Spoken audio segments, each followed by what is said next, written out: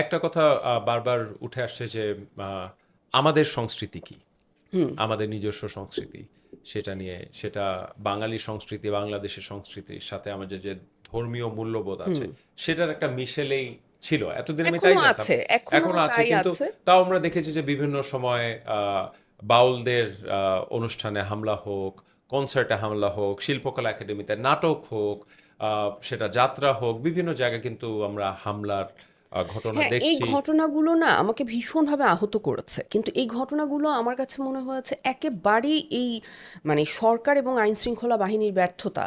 মানে এটা তো মানে একটা মানুষ তার মানে এক্সপ্রেস করছে কিছু একটা, সেইটার জন্য তার উপরে হামলা হবে, শিল্পকলায় নাটক বন্ধ করে দেয়া হবে, জি। কনসার্টে যেয়ে কনসার্ট বন্ধ করে দেয়া হবে, এবং সেগুলো নিয়ে কোনো অ্যাকশন আমরা দেখতে পাচ্ছি না। মানে ওই রকম কোনো অ্যাকশন যেটা আমাদের কাছে মনে হবে যে ও আচ্ছা এটা করলে এরকম কিছু হইতে পারে, আমরা দেখতেছি এগুলো হয়ে যাচ্ছে।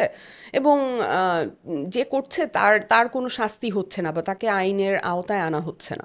সো এইটা খুব প্রভাব ফেলছে আমার কাছে মনে হয়।